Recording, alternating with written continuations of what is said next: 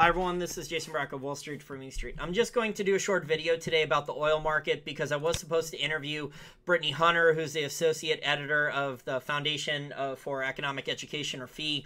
She had to cancel at the last minute, so there won't be an interview released today on Tuesday, June 20th. But I will have an interview later in the week, hopefully with Michael Snyder of the popular Economic Collapse blog. So that should be very interesting because he covers a lot of articles. He releases a lot of articles about the economy. He has a very large audience that'll be interesting to hear his take about the economy. So let's just talk about the oil market really quick for this video. We're at a WTI price now below $44. Brent Crude is now below 46. The oil price today, I think, dropped $2. So it was a big move in the oil market. But this is something that I've been talking about on Welcome to Dystopia and other interviews and shows now for months.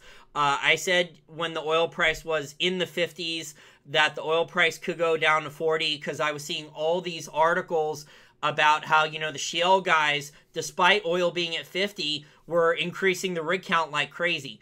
And now we're at a 2-year high on the rig count. I don't think the rig count has been this high in 2 years since 2015. Look at the oil chart. This is the oil chart I have up here. This is the oil chart since March. And so it's making lower highs and lower lows. And it's probably looking like it's going to break 40 in the near future, maybe except for the manipulation that's trying to prop oil back up. We know that the this is a main story on oil price. This is not a crazy libertarian website or conspiracy theory website. This is an oil industry website. So if you want to learn more about the oil market, I recommend you bookmark oilprice.com. And they're even saying why Saudi Arabia is desperate for higher oil prices. The funny thing about OPEC, guys, is when the oil price actually goes lower, a lot of the OPEC countries, you know, they claim to have this quota. They actually cheat. And they produce, there's a historic record of them cheating on the quota. And they actually, when the oil price goes lower, you know, normally in a free market, you would think that with a lower commodity price, the producers would stop producing. And this would create a rebound in price. But this is not what happens in the oil market. Because so much of the global oil supply is controlled by national oil companies. And the majority of their government tax revenue and social programs is dependent on oil. When the oil price actually goes down, normally what happens is these oil producers in governments, national oil companies, they panic and they actually, in a lot of cases, start producing even more oil to try to make it back up on volume, which is not a, you know, sound long-term business strategy, but they do it anyway. And, you know, maybe they go in there and hire Wall Street high-frequency trading algorithms or investment banks to help them manipulate the oil price higher, or they go and buy oil's future contracts to manipulate the oil price higher. There's no free market in the oil market. Obviously, when you have so much of the supply managed by national oil companies, and these national oil companies or Saudis or whoever can go and hire people to manipulate the oil price.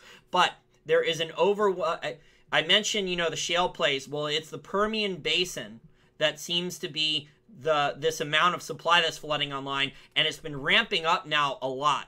And I think this is there's a couple main reasons, I think, why the oil prices dropped so much just since March, from around $55 a barrel all the way down to 43, and we're probably going to test $40 a barrel in the near future. And if the oil market gets to below $40 a barrel and stays there for a couple quarters, 6 months or longer, there's going to be, you know, potential black swan. There's going to be potential bankruptcies of not only large oil companies, but potentially governments, either going to the debt market desperate or, you know, actual governments declaring bankruptcy. And, you know, there's going to be problems with the equities of a lot of these oil companies too, not just the debt. There's an enormous amount of equity sold. So I think there's two main reasons for why the oil price has gone down so much in only a handful of months. And I think number one is the global economy is slowing down even more, so that affects demand. And the second one is there is an increase, massive increase in supply. And the massive increase in supply isn't really coming from a lot of the OPEC countries, although I'm going to attach this article here. Libya, with the help of a large German oil services company, is starting to bring on a lot of oil in the near future.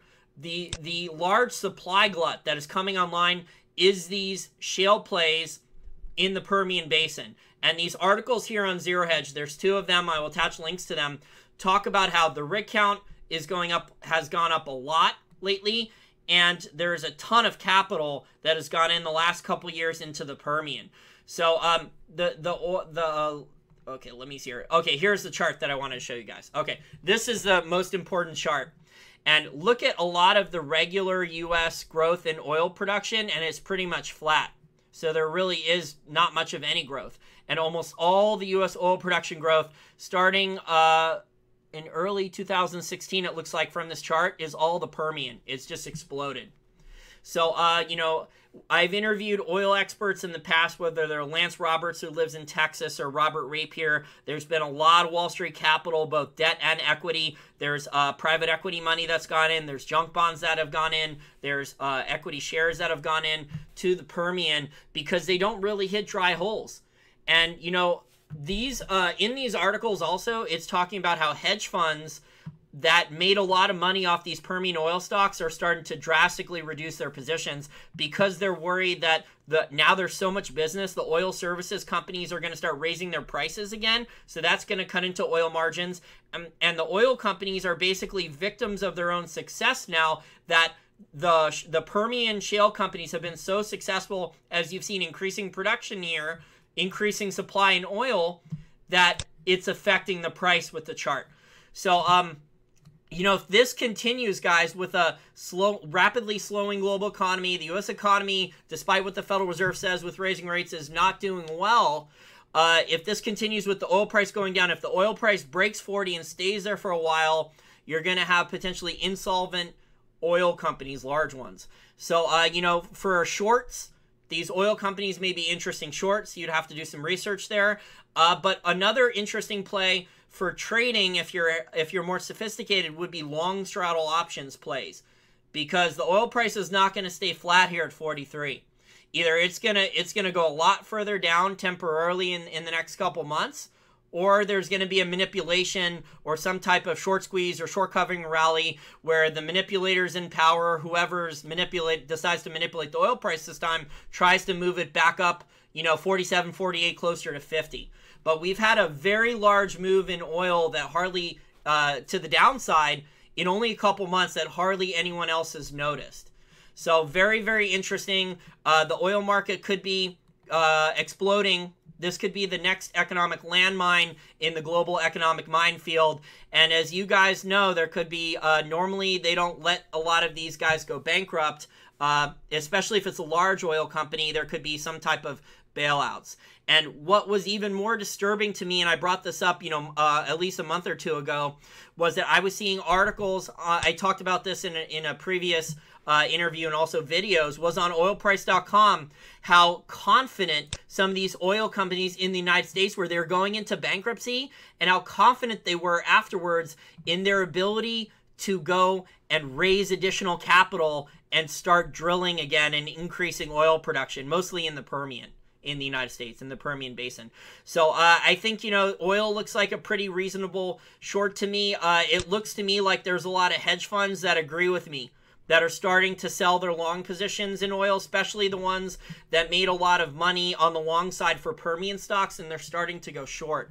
But it'll be interesting to see which oil companies are actually allowed to go bankrupt. You know, at an oil price below 40, the Brazilian government's in trouble, like Petrobras, and Venezuela's in trouble. So it's going to exacerbate the economic and social problems there. Well, that's it for the short little video today. I hope you liked it, and we're going to continue working on excellent content for you guys. Okay, bye. Since 1972, the McIlvaney Financial Group has been a conservative, contrarian investment firm. With that mindset, they have created a multifaceted approach to portfolio management, offering a wide array of services including wealth management, a unique short fund, hedging through precious metals, and excellent educational resources. We have had David McIlvaney on our show multiple times because we respect his outlook, viewpoints, and recommendations. You really need to let them give you a much better understanding of what true portfolio diversification is. Just go to McIlvaney.com/Main Street, with Main Street all spelled out, to get introduced and to garner free information. Again, that's McIlvaney.com/Main Street to schedule your free 20-minute consulting session. Wall Street for Main Street needs your help. YouTube stole $7,200 from Wall Street for Main Street in annualized YouTube AdWords revenues, and they kneecapped our analytics down by more than 80% across the board since September 2016 with their new censorship algorithms to stop the rapid growth of our channel. That was money we could have used to upgrade our website, pay bills, and invest in improving our content and growing our business. Our audience of loyal listeners is all over the globe and so large now that if most or all of our listeners were to commit to donating $1 to $5 each month to our Patreon account, we could easily meet our goal on Patreon. Wall Street for Main Street also accepts one-time donations on our main wallstreetformainstreet.com website. That's WALLSTFORMAINST.com website via PayPal, Gold Money, or Bitcoin. We also accept donations of physical precious metals that can be mailed to us. Thanks to all listeners who have already made a donation, and thanks in advance to any listeners who make a future donation or contribution to the growth, improvement, and success of Wall Street for Main Street.